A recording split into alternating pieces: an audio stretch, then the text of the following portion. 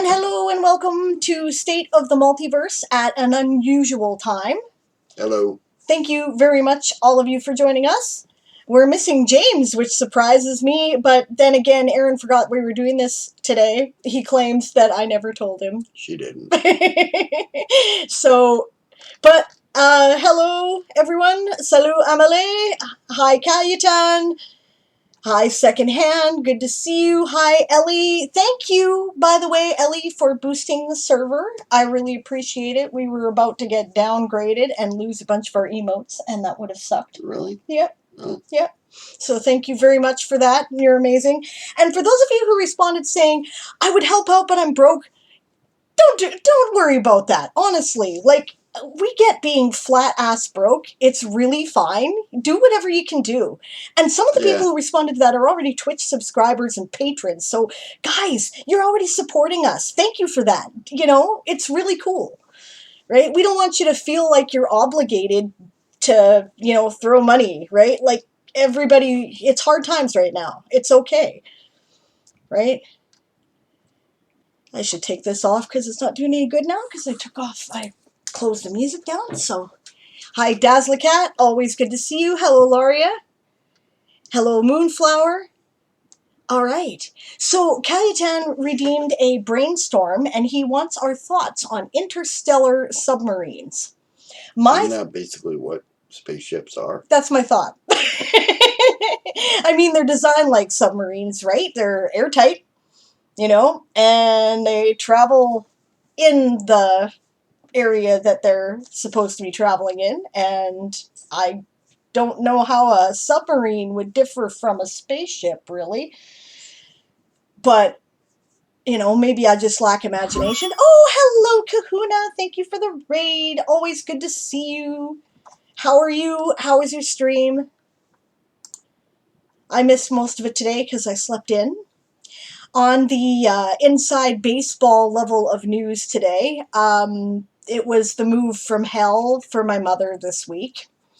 And I have not gotten a lot done over the past few days because I've been dealing with that, right? Like, yeah. The movers found bed bugs when they went to move her stuff and said, no, we're not going to move your stuff now.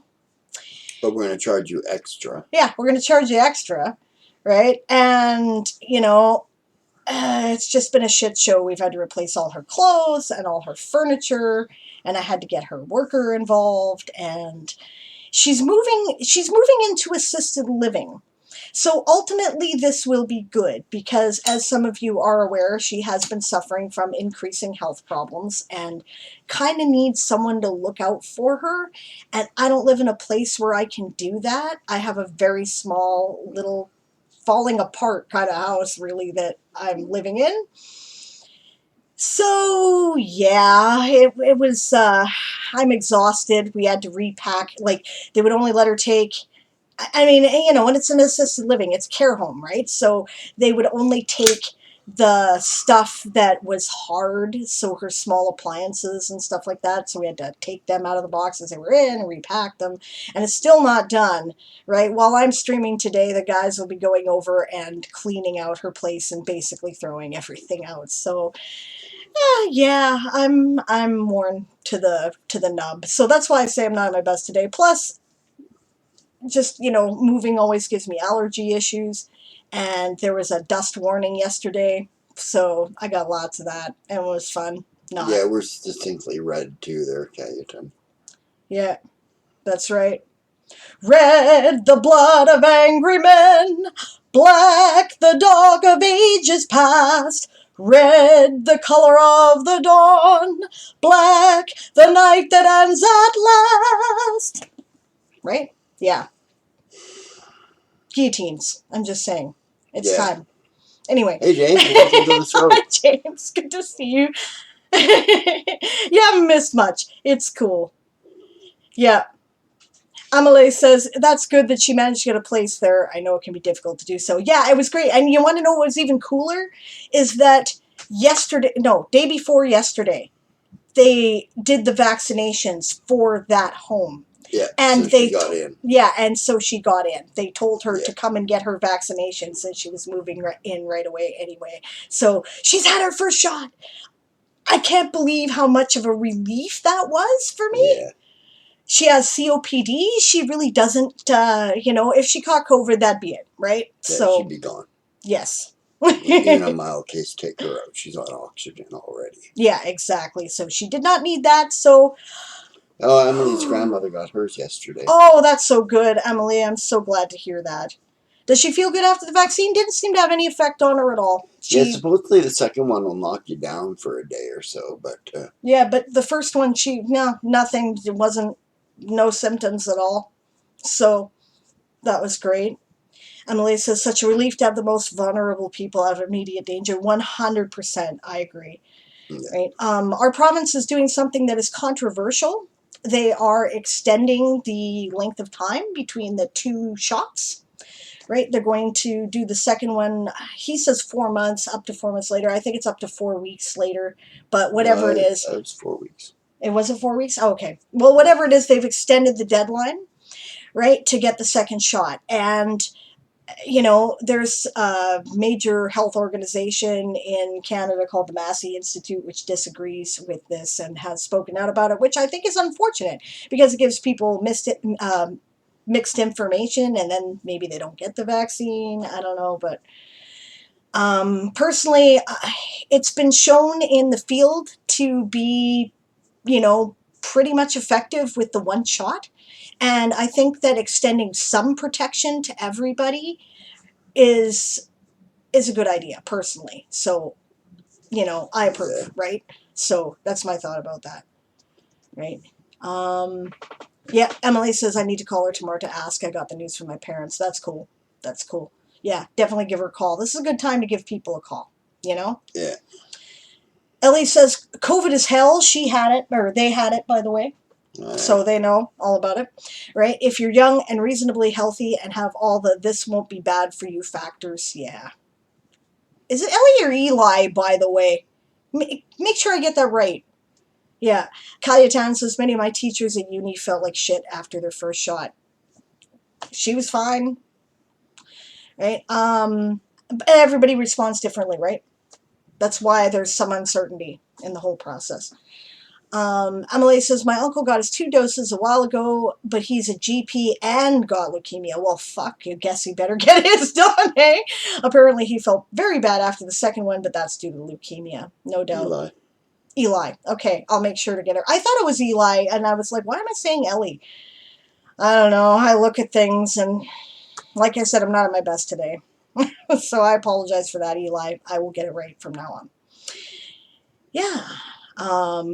Moonflower says, my pop-pop got a fever after the first shot. It only lasted a day. Yeah, you know what? I'll take it. I'm just fine with that. Yeah. Cayetana said, my grandparents got theirs a few weeks ago. Excellent. Yep, Moonflower says that her pop-pop, that's a grandpa, by the way, was very sick for 1 day and then was fine. That's good. Eli says, brains be weird, no worries. Thank you. I appreciate your patience. Emily says, having a light fever is just proof that the immune system is kicking into gear. That's exactly what it is. I took a year-long course on herbalism that included a section on diagnostics and anatomy, right? So I have a little bit of healthcare background in that, right? Like, it's legit, like, and because you have to be able to prescribe herbs, right? So, like, it's medicine, right? Because it's medicine. So, yeah. So, what happens with a fever is that your body increases its temperature so it can produce proteins faster, and the proteins it's producing is enzymes which help to bolster the action of your immune system to produce things more quickly. So yeah, that's exactly what it is. Yeah. Yeah, Cayetana says Janet was saying Elix, so this is so bad. Oh, yucks. Emily says it's good to hear that so many people are getting the vaccine everywhere. Yes. Yes, I agree. What I don't agree about is that everybody's like, oh, good, so the vaccines have started, so we're going to start opening everything up now. Are you fucking insane? What is wrong with you? This is the most vulnerable time when people start being less cautious, right? They're opening up the bathroom at Steve's work. Like, what are you doing? Wait until everybody's had it, for fuck's sakes, at least. And then give it 3 weeks after that. Because that's when you know the... Anyway, okay. Eli says, I'm probably going to get pretty sick when I get the shot because I had COVID. Yeah, I don't know how that works, right? So I'm not looking forward to the shot, but I also really don't want to get it again. Yeah, well, yeah. I guess given the option, I would too. Moonflower says, in case anyone isn't familiar with the term pop-pop, it's a Pennsylvania thing, and that's where my mama, maternal grandmother, is from. So yeah, that's cool. That's cool. I like that because it's different, and I've never heard it before. I never heard it before you said it, so that's neat. Eli says, apparently people who had or were exposed to COVID get the scary side effects. That doesn't surprise me because that's basically bolstering immunities on immunities you already have. But since we can't be sure that the immunities you already have are sufficient, yeah.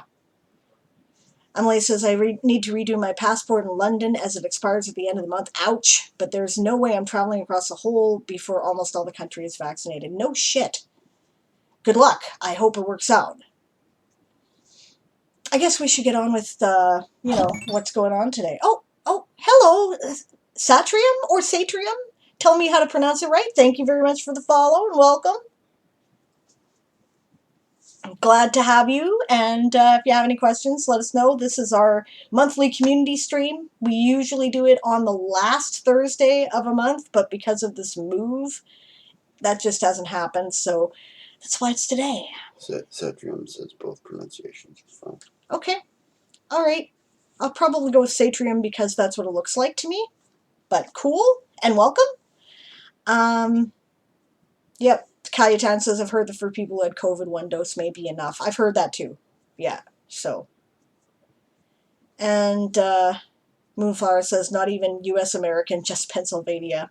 Hey, regional things are a thing in these big countries, Eli says, my grandfather is Boompa to me. Comes out of the German Oompa. That's cool. I like that. That's sweet. That's cool. I bet he likes it too. Yeah, okay, so what's happening this month? What's going on with you? I'm mostly working on my Goblin Dictionary at the moment. Erin has taken the plunge into conlanging. He has been designing, actually, Kayatan, you might find this interesting, he's looking to Polish for inspiration for his goblin language. Yeah. He's not copying whole hawk, but he's borrowing elements of words. I copied a few elements of words out of Polish, about 100 words or so, and then conlanged the rest of it so that it has a very Polish sound to it.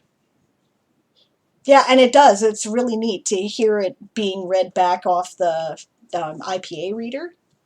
Yeah. It's really cool. Mix it with German a bit and perfect, says Moonflower. He could do that. He knows a little German. I know a little German, yeah. That probably would work, actually. Yeah, that's a good idea. Okay, suggestion taken under advisement. That's great. Cool.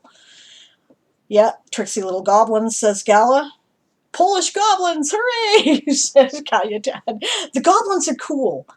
Do you guys know about the goblins of our world? We haven't really gotten into them a lot in the fiction. There's a whole subplot going on there, but basically the goblins are, they've always had a shit deal, right? They're small, they're not very brave, and they're scavengers.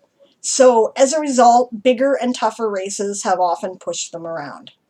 They are doing better under the rulership of the Fomorian Empire than they ever have because it gives them some protection, and you're not, mostly you're not allowed to abuse the goblins that much, right? Depending on the clan you serve, the Balorian orc clan that you serve as a goblin, but they're still an oppressed underclass, right?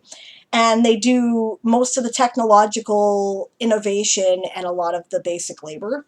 And there's a rebellion coming. I'm just saying. There is a revolution going to happen. So say you want a revolution. Yep. Well, Yeah, just add a bit to add more flavor, says Moonflower, the German that they're talking about? Yeah. Yeah. Yeah, like if you take 100 Polish words, take 25 German ones. That makes sense. Yeah. Gala's like, I don't think space goblins. That's cool. Eli says, I want to meet the goblins. Yeah, and Gala's like, mostly you're not allowed to abuse them. Yeah, exactly. Satrium says Goblin Revolution sounds fun. It's going to be fun. It's probably not going to happen till like the later couple books, but it's a thing. They're not going to put up with this shit forever.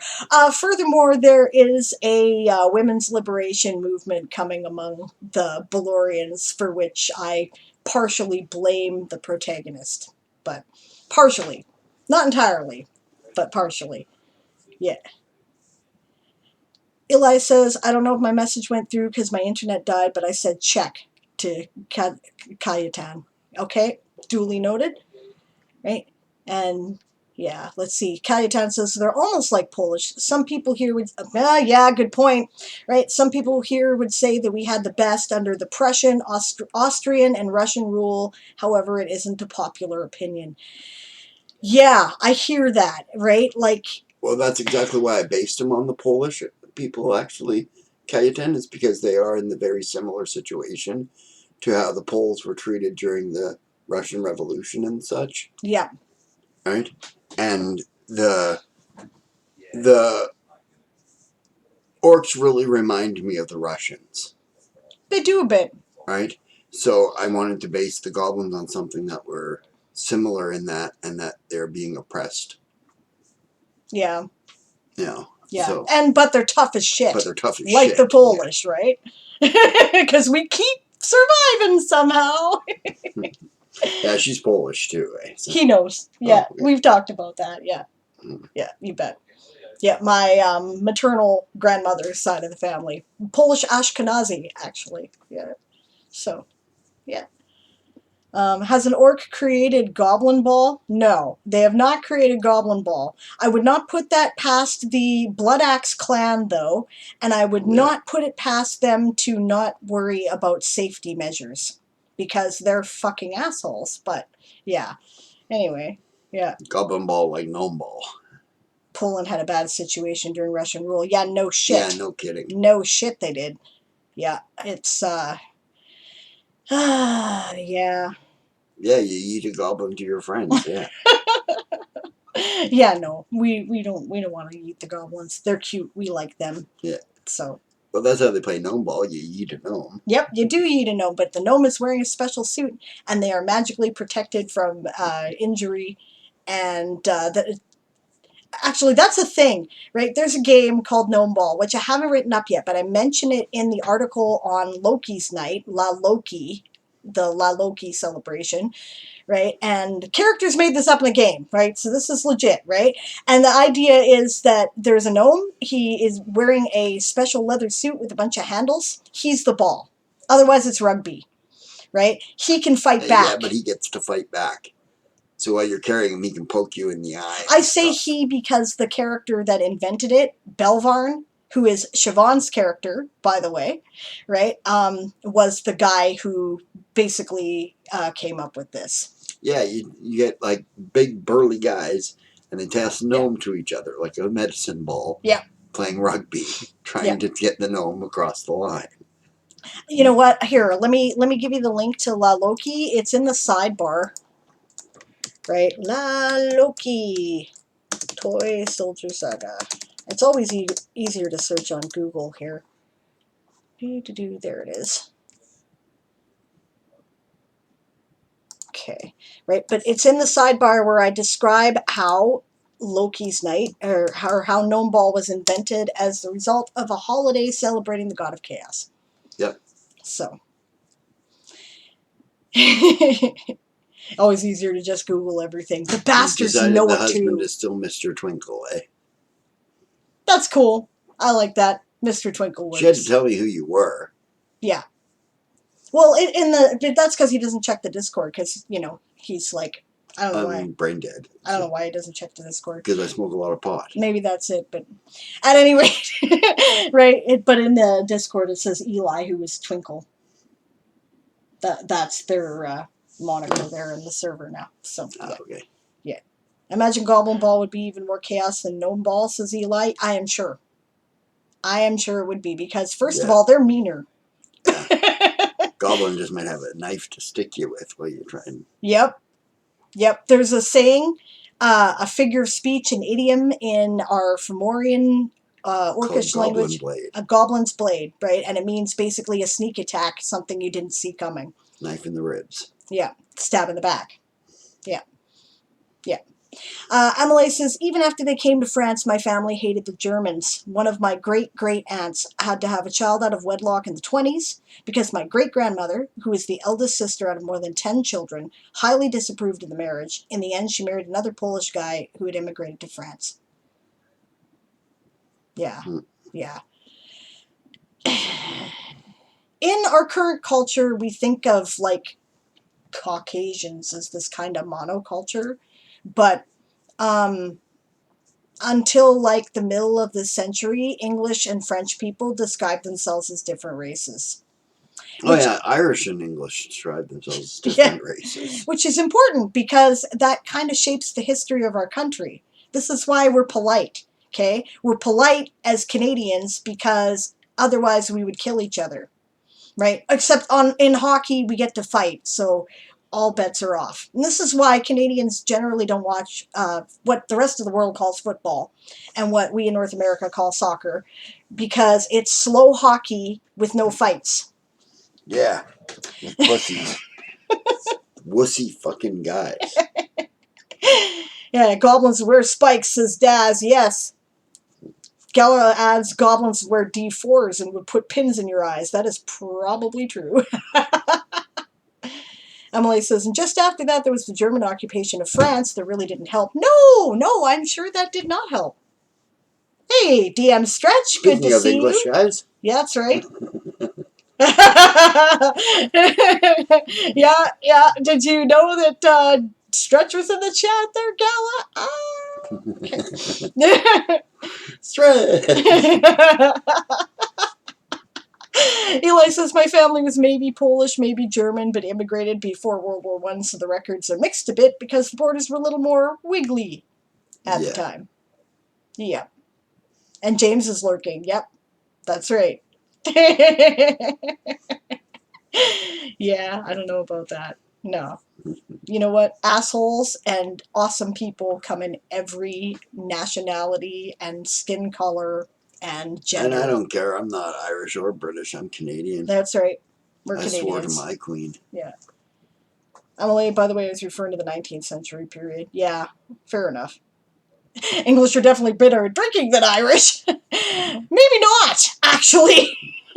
They have more AA than the English. It's more AA. Honestly, that's a stereotype too, right? I don't believe in stereotypes, but okay. So yes, so he's gotten into conlanging. Yeah.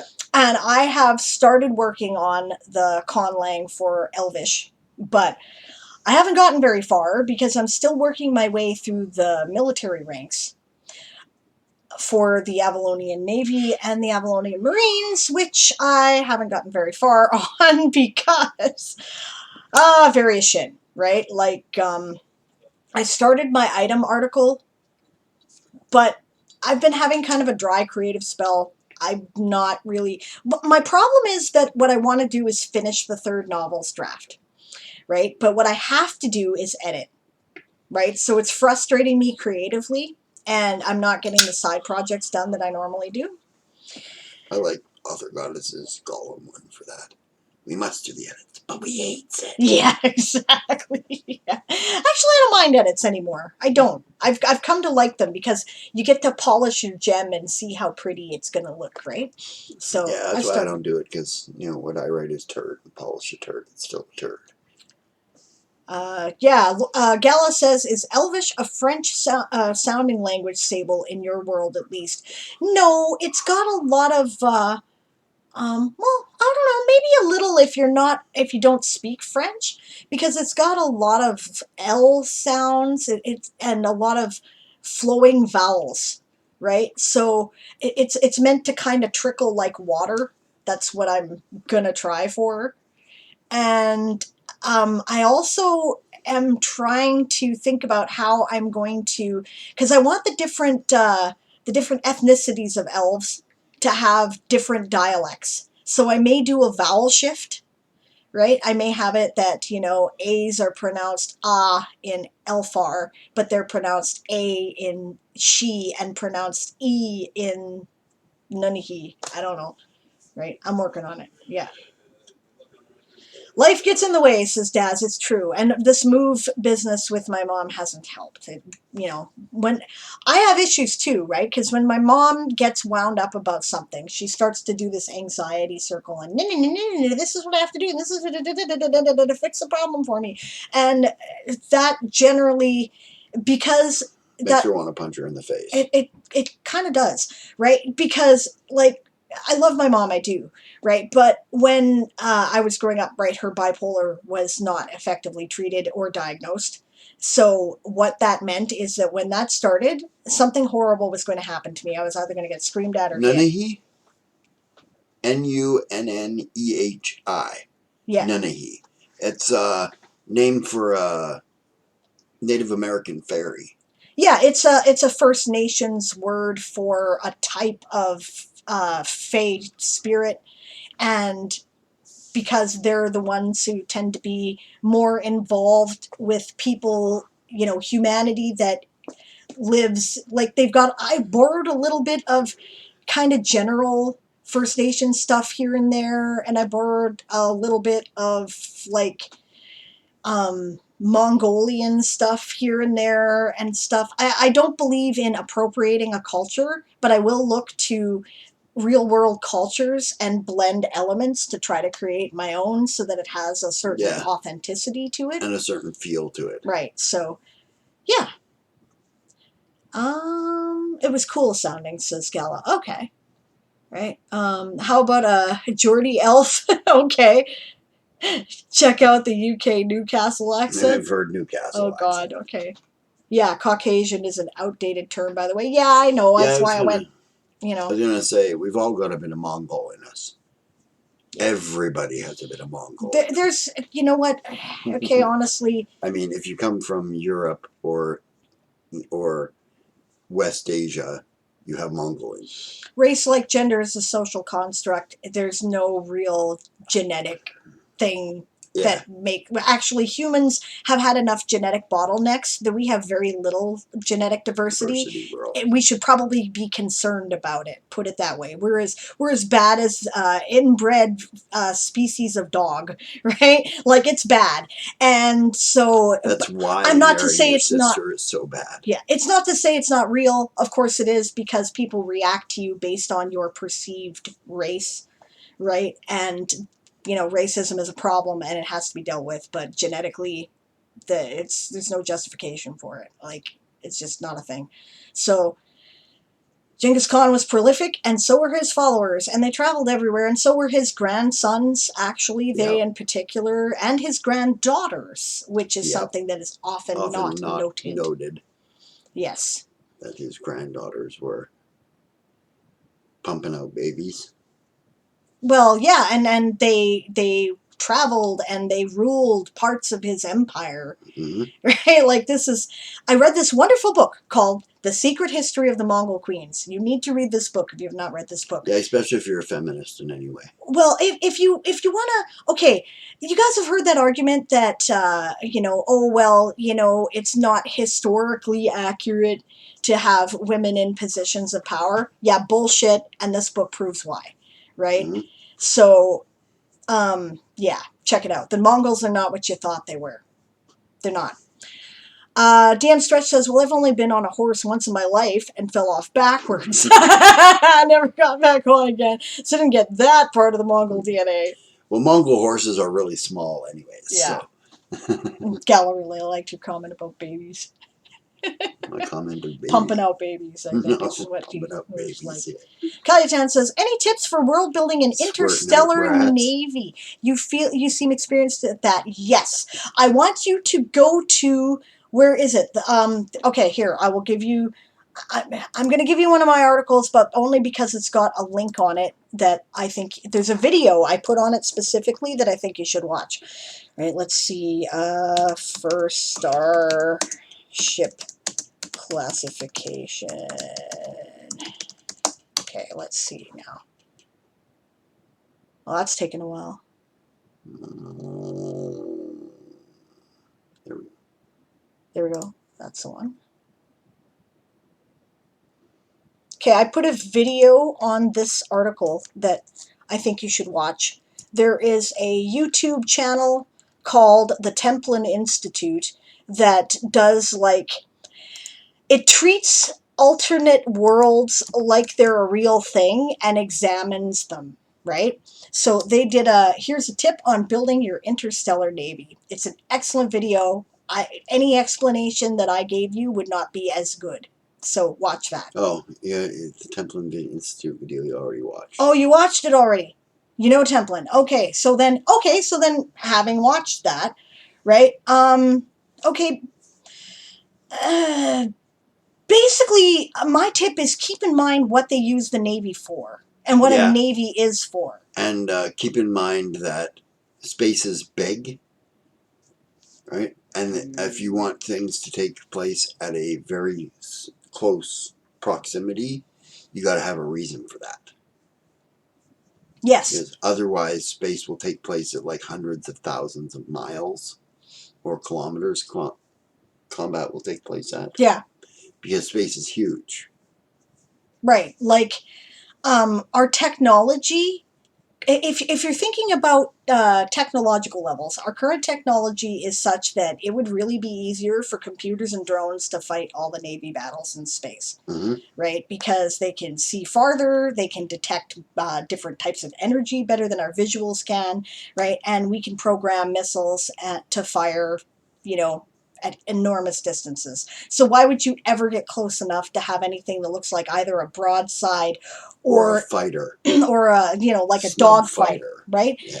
It wouldn't happen, right? So if it's not happening, right, you have to think about why it's not, right? Now I have reasons for this, right? One reason that I have is that when you're traveling through space magically, you travel at faster than light. So, but gravity wells kind of catch up on each other when they come into a certain proximity, and that forces you out of faster than light speeds, right? So now you have to engage with the other, you know, whatever gravity well it is, whether it's a planet or another ship, because the technology, the arcanology, really, because it's magic, that creates, makes space travel possible, creates a gravity well. Right? So that forces people to actually deal with each other at a visual range. So, and the weapons technology is not missiles, right? The weapons technology is just advancing from catapults to cannons, right? So you have to, on the other hand, these are things that use a combination of physics, because otherwise, and magic, because otherwise you'd be able to get out of the way. Right? I say, because it takes so long for the missile to get to where you were, you wouldn't be where it fired when it got there, right? So nobody would ever hit each other. But that's part of the reason why they engage within visual range, is so that they can. Yeah. And also, you cannot blockade space unless you have something that must be defended, right? So maybe they travel between systems by wormholes. That was my excuse. So any wormhole portal is a strategic target, like a, you know, like the mouth of a river that must be defended. And of course, you know, habitable planets are land that you have to defend, because you can't get everybody off a planet really easily, right? So yeah, that's you know, that's my tips. Navy size is something you might want to think about. Everything that a Navy uses is, like, it costs money, right? It's hard to sustain. And keeping an active Navy with military personnel that you have to support is expensive. If your universe is resource poor, then this will be difficult. And they're going to have small forces that in most times are going to act more like a Coast Guard than they will a Navy. And then they'll remilitarize when there's a conflict because they have no choice. Right. On the other hand, you could have something with incredible infrastructure like the, galactic empire, right? And in which case they'll use entire planets as mines and scrap heaps. So, they can sustain it. And plus, they kind of bolster their economy by doing it, kind of like the US does, right? A lot of jobs come from the military because otherwise there wouldn't be a lot of jobs. Right? It artificially inflates the economy. All right, so what did I miss? Nothing. Okay. Deep noise? That was when I went. Oh, yeah.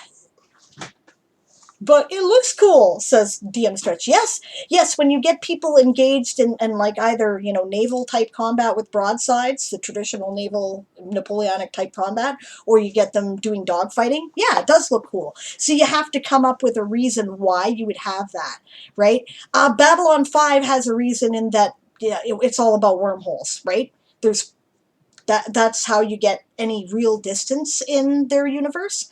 So they have to have bases like Babylon 5 that are near things that they have to defend. Whatever gravity well it is. Black hole. Black holes are a plague, yeah. I doubt any encounters would happen in space between systems, says Cayetan. Only if they have to travel the same wormhole. Then you could have encounters either at the other end of the wormhole or in the wormhole. Right? Because, maybe the only way. I think he's talking about his world. Yeah. Oh, okay. You're talking about your world. Fair enough. Yeah, it is the reason why they could only travel on certain routes. Right? Yeah. Stretch, but it's because the other routes weren't charted. Right? You could try and go other routes if you wanted to. It was just dangerous. Yeah, because their hyperspace works like an alternate dimension. You phase into another reality and then you phase out of that reality and back into the physical world that we know. And therefore you could end up phased into a star if you don't know where you're going. Right? Yeah. Which is another good justification for imperial blockades and naval style combat and dogfighting. It actually is quite consistent. And they got ships in Star Wars that create gravity wells that pull people out of hyperspace. Yeah, they're anti-grav technology. I may have stolen that, actually, when I think about it, although it wasn't conscious. Yeah. Barbarossa wants to know if you're doing better. No. No, he's having a pain day, actually. I'm having a really horrible day, actually. He was like, yeah, we already put this aside once. I guess we'll do it, but I don't know how long I'm up for it for. Yeah.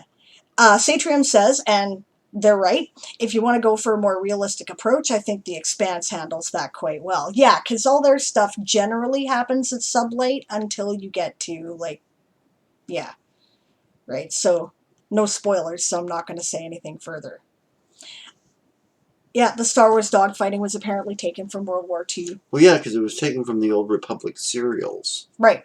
Right, that's what Lucas based the Star Wars movies on, the first ones.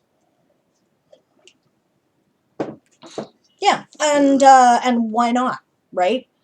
I see my universe being similar in that it's on the precipice of a change of technology, and that's actually going to have an effect too, right? The change of technology is going to cause a shift in war doctrine later on, right? And the way in which the Navy is deployed. So, and no spoilers there because it's important to the plot. I'm not going to say anything further about that, but I've thought about it. And it has to do with goblins, too. It does. It does. Goblins very important, bringing it back to our first discussion. So, yeah. Okay, in other news, Chaotica is actively at work on the cover art for A Few Good Elves. We have chatted about it. I'm very excited about her vision, and I really can't wait to see it realized. Right? She was working with her has been a joy. She asked me for as much source material about what I saw that I could give her. I hope that she realizes, though, that I don't expect it to be exactly what I see in my head. I'm not that picky. We want to see what her vision of the world is. Exactly, right? Because I sort of believe in that whole adage that the story doesn't really exist until it interacts with the reader. What you see is just as important as what I see. So I'm not going to tell you that your vision is wrong unless it's a direct misunderstanding of, like, something I established as a physics thing, really. So yeah, so I want to see her vision. And the other thing is that I recognize that a book cover is a movie poster. It is intended to sell the book. It has codes in it that indicate what genre you're going to get and what you can expect in the story. It is not intended to be an accurate depiction of course, exactly making what Honor happens. Harrington look like Michael Jackson was a catastrophic failure of book cover. Yeah. It was. Gala says, this is really cool and helped out a lot. Got some thoughts running through my head now. You're welcome. I'm glad that we could help. Yeah. Satrium says, that's the cool thing in written media. Everyone generates a little bit different image in their mind from it. Yeah, and that's what makes it fun, right? Because otherwise, you could just see a movie. Except they always cut out the best parts of the fucking plot in the movie. Go see like a premium TV show instead, it's my opinion. The future of media is Game of Thrones. That's the future. Yeah. Game of Thrones, WandaVision.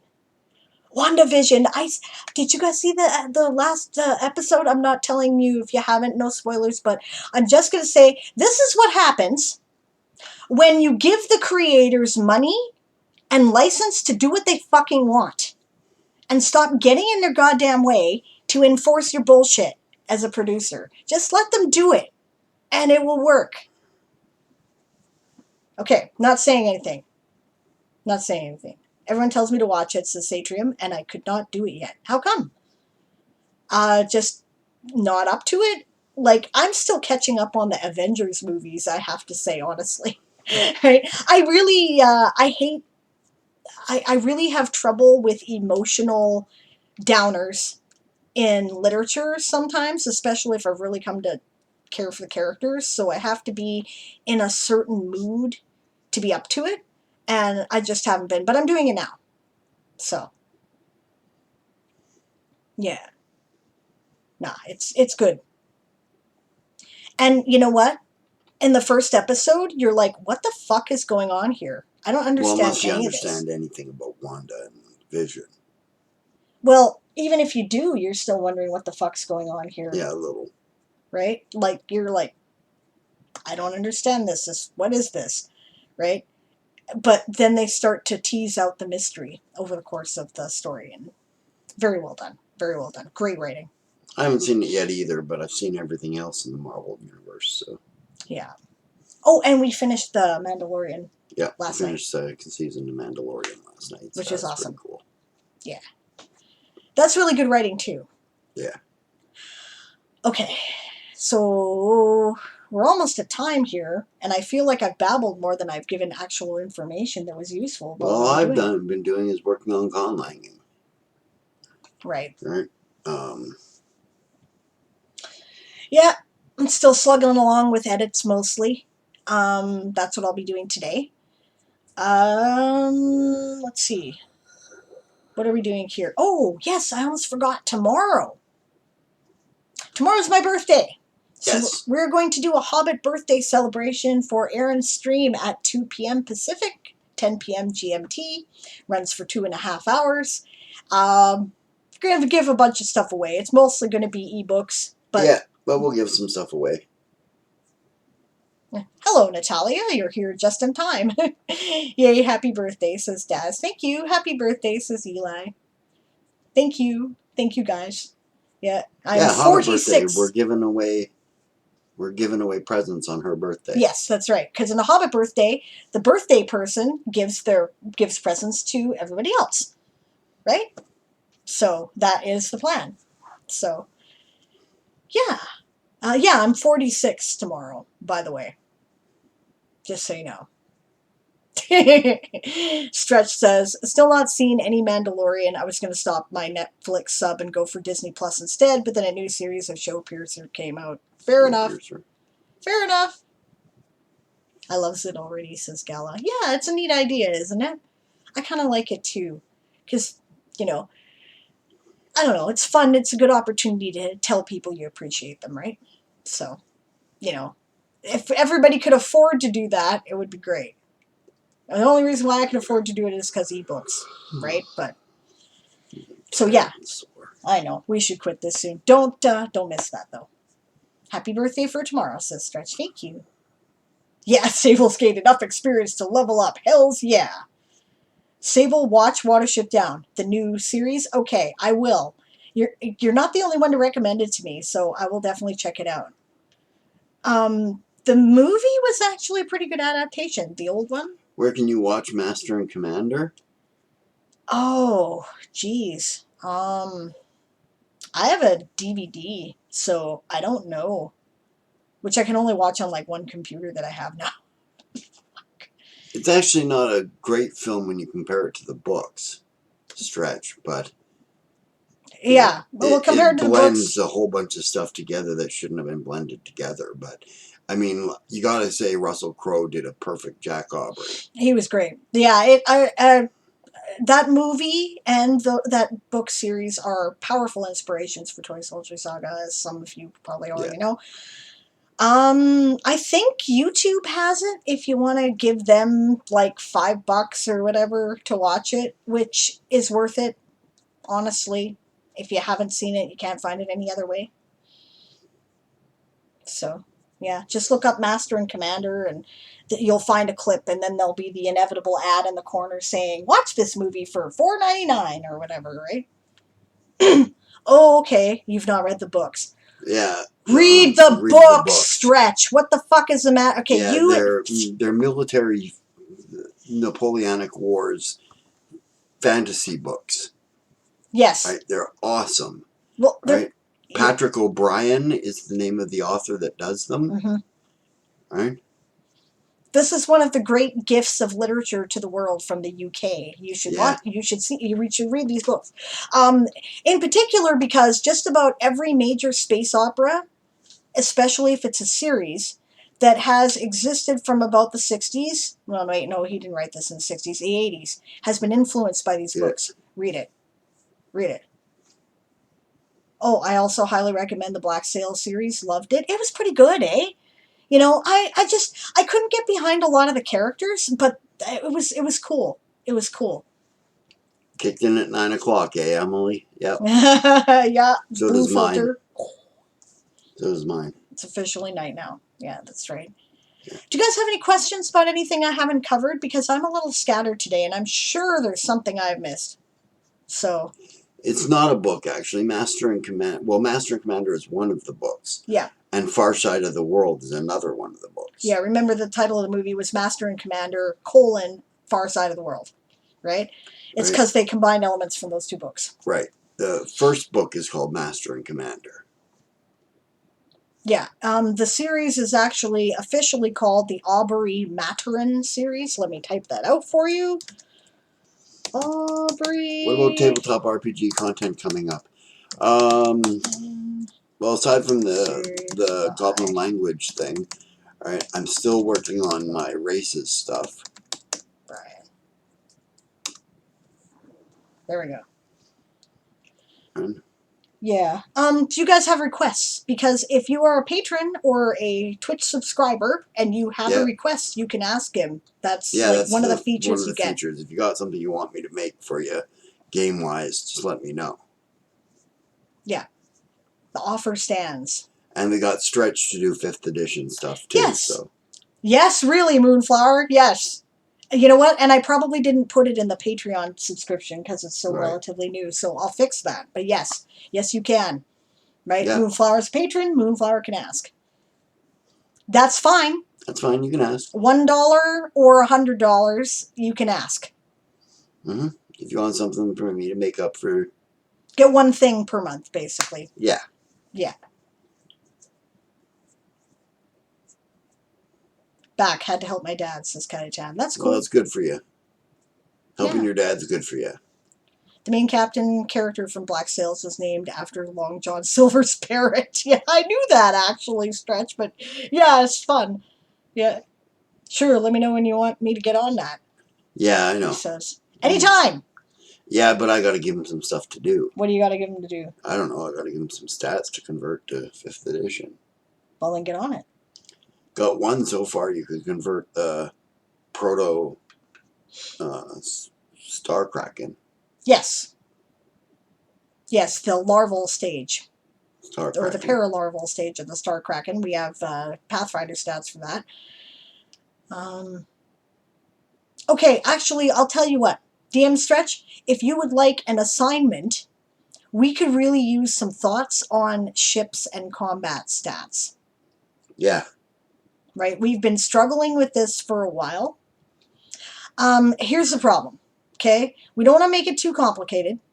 We don't like the existing vehicle combat rules in pretty much any of the game systems. Yeah, because they suck. Well, because the ones that are useful for what we want are all sci-fi based.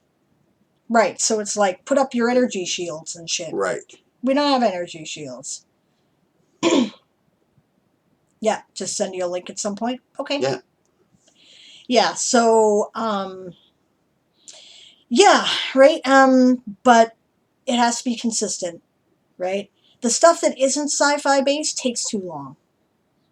Yeah. You know? We want the combat system to be exciting, right, and interesting. Star, not water, right? Yep, correct. Absolutely. Yeah. Mm-hmm. Excuse me. Anybody else got any questions at this point? Things are moving. Kickstarter still planned for May for A Few Good Elves. So, you know, be ready, guys. And the publication will be in September. Oh, posture check and hydrate. Okay, thank you. We have no hydrate at the moment. We're out of pop and we have no money, so we're drinking coffee. Ale hydrate. Barbarossa says, any recommendations for Napoleonic land warfare media? Well, yeah, you said you were looking at Sharp's rifles. I would have recommended those. I've been reading the Temeraire series. Yes, another one I would have recommended. With the dragons to get a better idea for Harpy combat and Napoleonic air warfare, but I have nothing for land combat outside of Waterloo. Waterloo. Oh, there is a channel on YouTube that breaks down Napoleon's various battles, and I have forgotten what the hell it is. Right? I found it when I looked up that big clip of the battle from Waterloo, right, from the movie, which if you're going to do land battles in the era, you should watch if you have not seen it.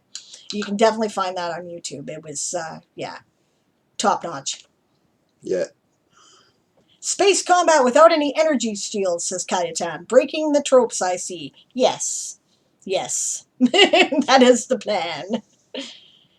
Yeah, Daz says, slime moles. They have been proven to have a memory despite not having a brain or even centralized nervous system. Decentralized sentience is about to evolve. That's awesome. How are you doing timeline? Timeline? Define what you mean. Like, when is things going to come out? Or are you talking about the timeline that I've been working on for keeping together all of the information about what has been written so far and when it has to happen? To answer that question, I'm probably going to be working on that today because now since, oh yes, I've decided to change how I start the first book. I'm using a flash forward scene that was actually written for the second book, which is now the third book, so it's not going to work. Right? So I have to use it elsewhere. And I'm using it because I've been chewing on the beginning for a while. Now, this is writer craft stuff. And hello, Fabi. I'm Erin. Guys? It says right there. And I'm Diane, a.k.a. Sable. That nice says to meet that you. Over there. Yep. I'm a writer. He's an RPG game designer. And we are talking about right now, our Toy Soldier Saga universe, which I write books and stories in, and he designs game content for. So, yeah. Nice to meet you. Welcome to the channel. You're from Sweden. That's awesome, man. Right on. That's cool. Yeah. In the Anvilite Streamer Core, Toblin is from Sweden. Yeah. Um. Yeah. I make books. Yes, I make books. Yes. Oh, and then the YouTube channel can be Timeline. Oh, I see. You know what? That's a good idea, actually, Natalia. I hadn't thought of that, but I like it. I like it. Yeah, I've got to get that in order. Anyway, my shaggy dog story that I got distracted from.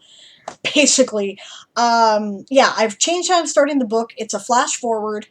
I'm hoping it's a hook, right? Because I recognize that the beginning is a little slow, but it has to be there because you have to understand it to understand the character motivations. It's a bit like how George R. R. Martin started A Game of Thrones, because you have to know what happened to the kids to understand how they behave as adults, right? So I need it. I tried to cut it out. It did not work. And so I put it back, but I also recognize that it reads a bit like it might be leaning YA at the beginning, and nothing could be further from the truth. I do not want kids reading this book. No, right? It's not a kid's book. It It's is an savage. R-rated book. It is savage. I don't pull any punches about the horror of war. I'm going to be very clear about that. Trigger warnings all over the bloody place, right? So, because war sucks, and the people who fight it despite war sucking are brave and deserve to be respected for that, right? And we treat them terribly after war, right? And we need to support them more. And these are parts of themes that I'm dealing with in the book, right? So I'm not changing my mind. Hefe rated. Hello, Hefe. Thank you for the raid. You've come in just at the end of this stream, and we're just going to begin Diane Actually Writes in a couple minutes here. But yeah, okay, so if you're a patron, it's up and you can read it, and I would really like to know your opinion about it, because I could do it in a couple of different ways, right? I could leave it as I've written it. I could cut the last paragraph, which is basically one line, because that's a bit of a spoiler, but I'm kind of hoping that you go, what? What the hell? What? And then read, right? So I think the value of that is worth the spoiler, but maybe you don't agree, right? So let me know what you think. Let me know if you think it works. I figured out that there is, the reason why this is 5 books is because it has a consistent overall story through all 5 books. It's like Lord of the Rings. You don't get the whole story unless you've read all the books, right? So it has to be done that way, and that's one of the reasons why I chose self-publishing, because I wanted to make sure all the books would be produced and that a publisher would not go, yeah, you know what, the first one didn't sell that well, we're not making the rest of the books, and fuck you, you can't either, right? I didn't want that to happen. I wanted people to be able to read the books, right? The whole story. Yeah, some people have been waiting 20 years. 10. Well, 12 now, I guess. Not. I don't know anybody's personally been waiting. Well, maybe David. Yeah. Maybe David Shepard's been waiting 20 years. He might have been. Yep. He might have been. The idea has been that old. It's just that I didn't start writing it until like 10 years ago, and it was a fanfic thing. I had to be a certain age and have had certain experiences. Before my accident. I did. Yeah. My accident was 13 years ago. Oh, never mind. I'm an idiot. I can't tell time. We know this. Mm. I have dyscalculia. I don't have any sense of time. You started writing. Believe him, don't believe me. Anyway. 20 years ago. Hefe is here. How was your raid, by the way? Or how was your stream? Yeah, how was your stream, by the way? I hope it went well. Toy Soldiers were a fan fiction of what? Of the Spelljammer AD&D setting. Right? So if you're familiar with that setting, you'll recognize where some of the elements came from. But I think that, I mean, like, partially it evolved to be its own thing, and partially I made conscious decisions to change things that I, either filed off the serial numbers for, or that I thought didn't work in the first place. Right? So, stream was good, thanks. That's cool. I obviously totally missed it. because I was watching World Anvil until I had to get ready for this stream, and then I've been doing this one, which I'm sorry about because I like your streams and I think they're fun. What were you doing today? Well, I gotta go. You gotta go? Yeah, actually, you're right. I probably should end the stream rather than continuing chatting. Thanks for joining us, guys. Yeah. We'll be back hopefully at the regular date and time next month, which is the last Thursday of the month at 1 p.m., just before Diane Actually Writes usually runs. Today, I will be doing Diane Actually Writes because Erin did Ask an Old GM yesterday for GM's Day. Oh, yes, that reminds me. One more thing. If you have not checked this out yet, I wrote an article about our gaming streamers for GM's Day. So if you're looking for RPG content, this is a great list of people who are doing some great stuff, and if you're not familiar with them, go get familiar, because they're amazing. It's all good. I was playing Valheim. How is that? Everyone seems to like it. I hear there's a few bugs still, though. But, yeah. Tell me in the next stream, because we're going to shut this down. Erin's really got to... Go get some dope. Erin was being very patient doing this with me today, and I appreciate it, because I hate doing this by myself. It's no fun. It's very good. Yeah, that's awesome. This stream's ending, and we're going to start up with her Diane Actually Writes stream. Yep. In about 5 minutes. Yeah, I'll be going down long enough to change the name on the stream, and then I'll be firing back up. You'll be looking at the wait screen for a minute, though, because I will have to go renew my coffee. But once that is done, I'll be back. Moonflower wants to redeem a 5-minute time for the third break once Diane Actually Writes is up. Sure, absolutely. You go right ahead. All right. Thanks, everyone. And as always, we love you. We appreciate your support. And we'll see you again at the end of March. And don't forget the Hobbit birthday stream tomorrow. Come get stuff. Yeah. Bye. Bye-bye.